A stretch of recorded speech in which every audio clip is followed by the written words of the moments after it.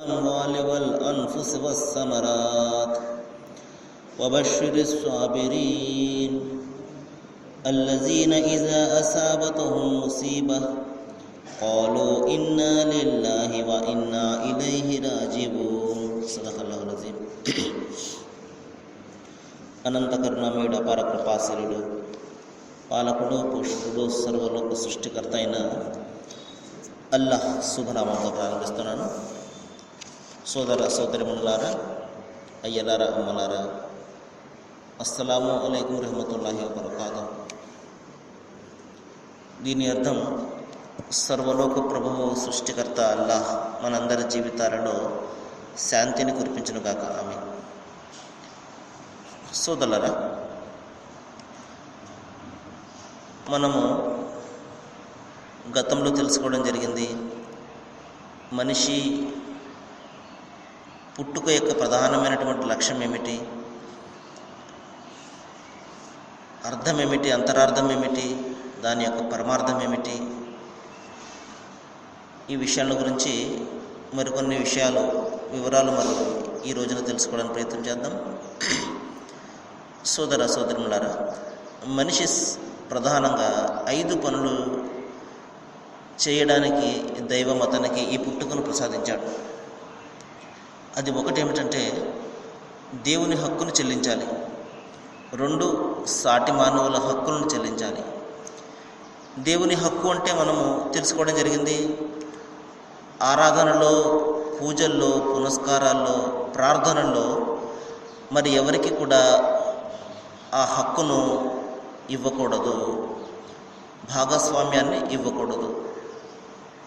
అంతిమ దైవగ్రంథం ఖురాన్లో ఒక సందర్భంలో దైవం ఈ విధంగా తెలియజేస్తాడు,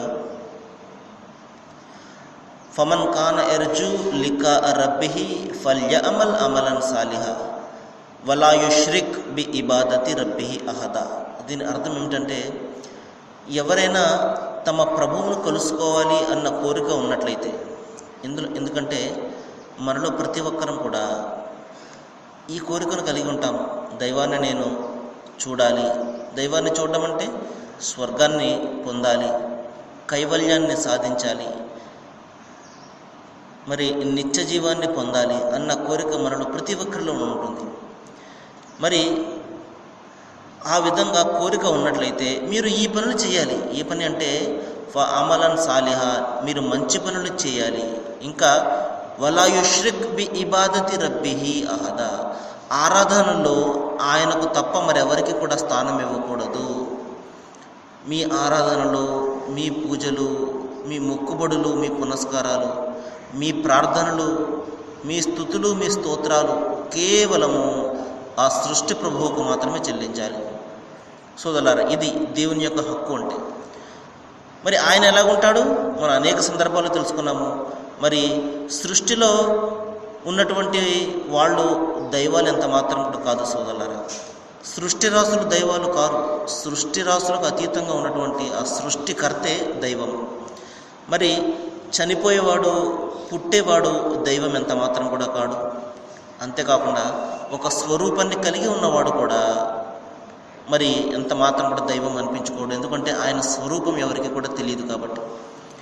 ఈ విధంగా ఆరాధనలో ఆయనకు సాటి కల్పించకూడదు అంటే అర్థం ఏమిటంటే, మనము ఏ ఒక్కరికి కూడా ఆ స్థానాన్ని ఇవ్వకూడదు.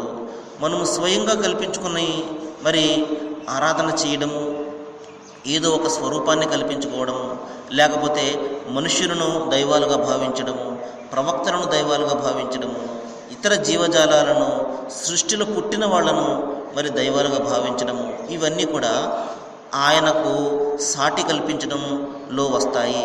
ఇవన్నీ కూడా మరి మనిషిని స్వర్గం నుండి దూరం చేస్తాయి. కాబట్టి దేవుని హక్కును ప్రధానంగా మనిషి చెల్లించాలి, 2 సాటి మానవుల యొక్క హక్కులను చెల్లించాలి.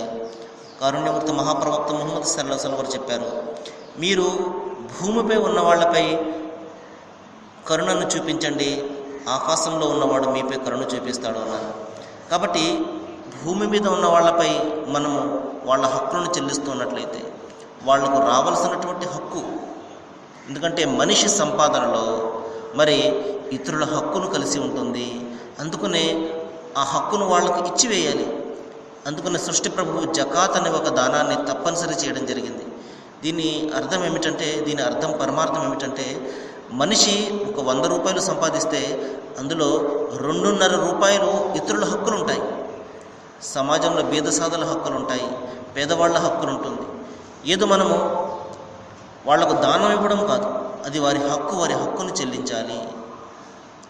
అంతిమ దైవగ్రంథం ఖురాన్లో చెప్తున్నాడు, ఒక వ్యక్తి స్వర్గానికి వెళ్తాడు. వెళ్ళినప్పుడు అతను ప్రపంచంలో ఏం చేసేవాడు అంటే, ఇతరులకు అతను భోజనాన్ని కానీ లేకపోతే ఏదైనా వాళ్ళ ఆపదలో ఆదుకోవడం కానీ చేస్తున్నప్పుడు అతను అంటాడు, నేను నీ హక్కును చెల్లిస్తున్నాను తప్ప నేనేదో నన్ను అందరూ పొగడాలను లేకపోతే నువ్వు పొగడాలను నేను ఎంత మాత్రం కూడా ఈ పని చేయడం లేదు.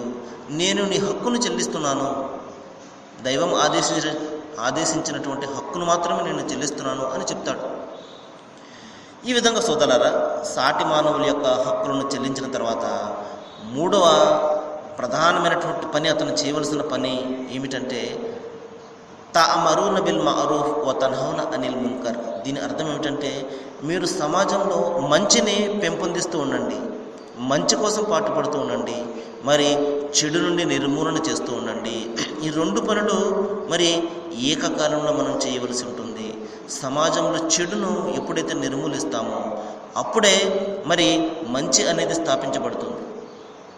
కాబట్టి సోదరులారా, ఈ విధంగా మనిషి చేయవలసినటువంటి ప్రధానమైనటువంటి పని కేవలం తన స్వార్థం నిమిత్తము తాను బాగుంటే చాలు, నా సంపాదన, నా భార్య బిడ్డలు, నా కుటుంబము, ఈ విధమైనటువంటి స్వార్థపూరితమైనటువంటి జీవితాన్ని అతను ఎంత మాత్రం కూడా గడపకూడదు.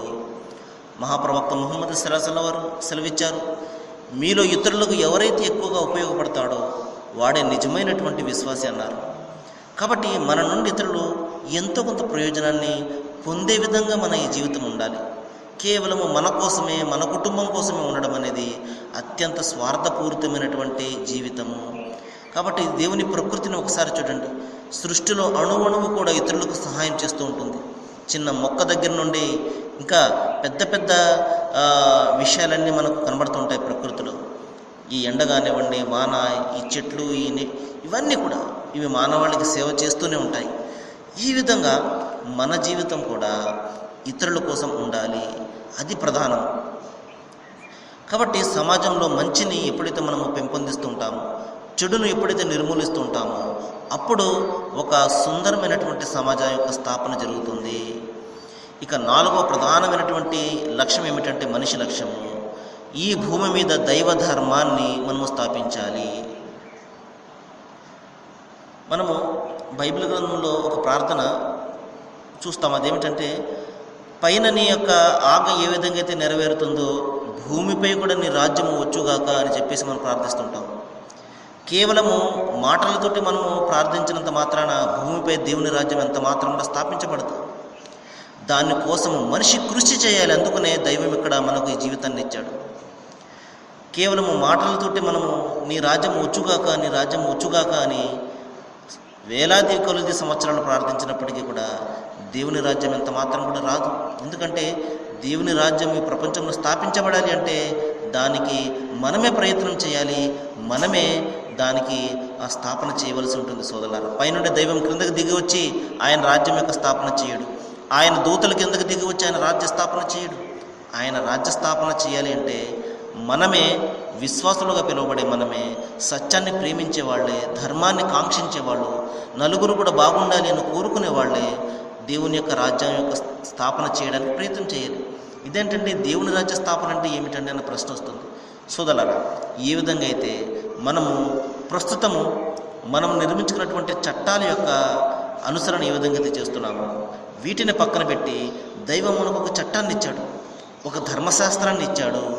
ఆ ధర్మశాస్త్రము అంతిమ దైవ గ్రంథం ఖురాన్ మరియు అంతిమ ప్రవక్త ముహమ్మద్ ప్రవక్త యొక్క ప్రవచనాల రూపంలో మనకు దైవం ప్రసాదించాడు. వీటి ఆధారంగా ఒక సుందరమైనటువంటి సమాజం యొక్క స్థాపన చేయడానికి మనం ప్రయత్నం చేయాలి. దానివల్ల ప్రయోజనం ఏంటండి అన్న ప్రశ్న వస్తుంది. దేవుని ధర్మరాజ్యము, దేవుని రాజ్యము ఇక్కడ స్థాపన జరిగిందంటే సోదరులారా, అందరికీ సమానమైనటువంటి హక్కులు ఉంటాయి. ఉన్నవాళ్లకు ఒక హక్కు, లేని వాళ్లకు ఒక నీతి అనేది ఉండదు. అందరూ సమానమైనటువంటి న్యాయాన్ని, హక్కును పొందుతారు. ఎవరికి అన్యాయం అనేది చేయడు. ఎందుకంటే అందరూ కూడా పైన ఉన్నటువంటి దైవానికి భయపడుతూ ఉంటాడు. అరే, నేను ఇతనికి అన్యాయం చేసినట్లయితే, ఇతని హక్కును కొల్లగొట్టినట్లయితే నేను పైన ఉన్నటువంటి దైవానికి సమాధానం చెప్పుకోవాలి అన్న భీతి, అన్న భయం అతనిలో కలుగుతుంది. ఈ విధంగా సోదరులారా, సమాజంలో ఉన్నటువంటి అవినీతి, అక్రమాలు, అశ్లీలత, వీటి యొక్క రూపుమాపన జరుగుతుంది. ఇవన్నీ కూడా మరి సమాజం నుండి పోయాయి అంటే సమాజం శాంతివంతంగా ఉంటుంది, శాంతిమయంగా ఉంటుంది. మరి నీతి, నిజాయితీ అనేది అప్పుడు స్థాపన జరుగుతుంది. కాబట్టి మనలో ఇది సాధ్యమా అండి? మన సమాజం నుండి మద్యపానాన్ని నిర్మూలించడం సాధ్యమా?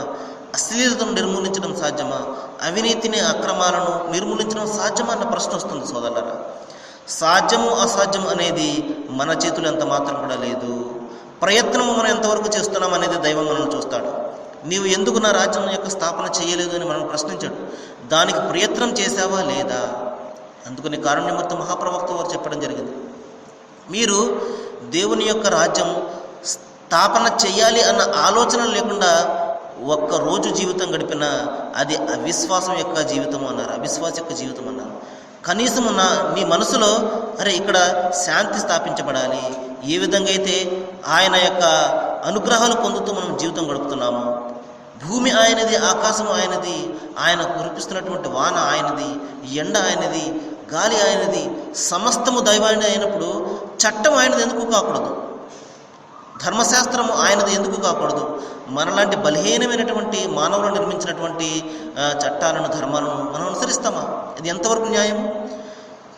కాబట్టి ఈ విధంగా దేవుని ధర్మశాస్త్రము ప్రపంచంలో ఎప్పుడైతే అనుసరించబడుతూ ఉంటుందో అప్పుడు నిజమైనటువంటి శాంతి మానవాళికి దక్కుతుంది. ఈ రోజున మనిషి గొప్పలు పోతున్నాడు, నాకు ఇంత జ్ఞానం ఉన్నది, అంత జ్ఞానం ఉన్నది, ఇంత ప్రగతిని సాధించాను, అంత అభివృద్ధిని సాధించాను అంటున్నాడు. ఇతని ప్రగతి ఏమూలకు ఒకసారి చూడండి. ఎంత భయంకరమైనటువంటి అవినీతి, అశ్లీలతలో మన సమాజం కొట్టుమిట్టాడుతుందో ఒకసారి మనం పరిశీలన చేయండి. ఎందుకు ఈ విధంగా జరుగుతుంది? నేరాలను శిక్షించే చట్టాలు మనకు ఉన్నాయి, అయినా నేరాలు ఆగుతున్నాయా? అశ్లీలతను రూపమాపే చట్టాలు మనకు ఉన్నాయి, అశ్లీలత ఎక్కడైనా ఆగుతుందా? మేడిపండు చందాన సోదరులారు చూడండి, మేడిపండు ఎంత అందంగా ఉంటుంది, పొట్ట విప్పు చూస్తే అన్ని పురుగులు ఉంటాయి. ఈ విధంగా మన గొప్పలు మనం చాలా పోతున్నాము, అభివృద్ధి సాధించేసాము, అది చేసేసాము, ఇది చేసేసామని. కానీ అంతా కూడా డొల్ల, ఏది కూడా లేదు సోదరులారా. ఎందుకంటే ఈ రోజున మరి మనిషి ప్రధానంగా తన దైవాన్ని మర్చిపోయాడు. ఈ రోజున తన సృష్టికర్తనే మర్చిపోయాడు. పేరుకు ఏదో ఒక దైవము, నేను ఆరాధిస్తున్నాను, నేను దైవభీతి పరుణ్ణి, పాపభీతి నాలో ఉన్నది అని మనసుకు సర్ది చెప్పుకుంటూ మోసం చేసుకుంటున్నాడు తప్పించి నిజమైనటువంటి దైవ భావన అతను ఎంత మాత్రం కూడా లేదు. అందుకనే మన సమాజం ఈ రోజున ఇటుపోతుంది సోదరులారా. కాబట్టి ప్రధానంగా మనిషి దైవధర్మ స్థాపన కోసం కృషి చేయాలి. మరి ఆ స్థాపనలో అతను తన ప్రాణాన్ని కోల్పోయినా పర్వాలేదు. కాబట్టి కనీసము ఆ ఆలోచన కూడా లేకుండా ఈ రోజున మనిషి జీవితం గడుపుతున్నాడు. అసలు దేవుని ధర్మశాస్త్రం అంటే ఏమిటో ఎవరికి కూడా తెలియదు. ఏదో జీవితం గడుపుతున్నాము, వెళ్ళిపోతుంది ఇదే జీవితము అని చెప్పేసి భావిస్తున్నాడు. ఒక రోజున మరణానికి చేరువవుతున్నాడు. కానీ దాని తర్వాత ఏ ప్రయోజనం ఉండదు సోదరులారా. కాబట్టి దైవం ఇక్కడ మానవాళిని, మనిషిని ఎందుకు పుట్టించాడు అంటే ఆయన ధర్మాన్ని సంస్థాపించడం కోసము. అందుకనే మనకు చెప్తున్నారు, వేదంలో చెప్పడం జరిగింది, ధర్మో రక్షతి రక్షిత, ధర్మాన్ని రక్షించండి, ధర్మాన్ని స్థాపించండి. ఏ ధర్మము? మనిషి ధర్మం కాదు, మనిషి సృష్టించుకున్నటువంటి బ్రిటిషు చట్టాలు మనం ఈ రోజున అనుసరిస్తున్నాం. ఇటువంటి చట్టాలను కాదు స్థాపించవలసింది, మనం దేవుని ధర్మశాస్త్రాన్ని స్థాపించాలి. ఆయన ప్రతి కాలంలోనూ ఒక ధర్మశాస్త్రాన్ని ఇచ్చాడు. మన కాలానికి ఖురాన్ను మనకు ప్రసాదించాడు. ఇందులో ఏదో నియంతలు ఇచ్చినటువంటి ఆజ్ఞనంత మాత్రం కూడా లేవు సోదరులారా. మన కోసము, మన మంచి కోసము, మన శాంతి కోసమే దైవము మనకు ఆజ్ఞలు ఇచ్చాడు. ఉదాహరణకు మన సమాజాన్ని శాంతిమయం చేయాలంటే మద్యపానాన్ని మీరు నిర్మూలించండి అన్నాడు. ఇదేమైనా మనకేమైనా కష్టమైనటువంటి, లేకపోతే మనకు అన్యాయం చేసే ఆజ్ఞ ఇది? ఎంత మాత్రం కూడా కాదు. అశ్లీలత దరిదాపులకు పోకండి, మీరు ఏ స్థితిలో ఉన్నప్పటికీ దాన్ని రూపుమాపండి అన్నాడు. ఇదేమైనా మనకు అన్యాయాన్ని కలిగించే ఆజ్ఞ సోదరులారా? ఎంత మాత్రంగా కాదు. ఈ విధంగా సమాజాన్ని పట్టి పీడించే వడ్డీ భూతాన్ని తరిమి కొట్టండి అన్నాడు. మరి ఈ రోజున మనం చూస్తున్నాము, వడ్డీ యొక్క దాని భూతం చేతిలో వడ్డీపోతున్న చేతిలో ఎంతమంది మరి నలిగిపోతున్నారు. ఈ రోజున దేశాలకు దేశాలు నాశనం అయిపోతున్నాయి, మనం చూస్తూనే ఉన్నాం. ఈ విధంగా సోదరులారా, దైవం ఇచ్చినటువంటి ఆజ్ఞ ఏ ఒక్కటి కూడా మానవాళికి వ్యతిరేకం కాదు. వ్యతిరేకంగా ఉన్నట్లయితే అది దైవాజ్ఞ ఎంత మాత్రం కూడా అనిపించుకోదు. కాబట్టి మనిషి దాన్ని అనుసరించలేక మరి అది కష్టమని, చాలా బాధాకరమని భావిస్తున్నాడు. కానీ ఒక్కసారి మనము దేవుని యొక్క ధర్మశాస్త్రాన్ని అనుసరించి మన సమాజాన్ని మార్చినట్లయితే సోదరులారా, సమాజంలో శాంతి నెలకొల్పుతుంది. ఇంకా అందరికీ కూడా సమానమైనటువంటి హక్కులు అప్పుడు మాత్రమే లభిస్తాయి. సరే, మరికొన్ని విషయాలు మనము రేపు మాట్లాడుకోవడానికి ప్రయత్నం చేద్దాం. ఏ విషయాలు అయితే మన ముందుకు వస్తున్నాయో, కొన్ని కఠినమైనటువంటి విషయాలు వస్తున్నప్పటికీ కూడా వాస్తవాలను ఎప్పుడైతే మనము అంగీకరించి అమలుపరుస్తామో అప్పుడే మార్పు అనేది సాధ్యమవుతుంది. లేనట్లయితే సంవత్సరాలు వింటూనే ఉంటాం, కానీ మనలో మార్పు అనేది ఎంత మాత్రం కూడా రాదు.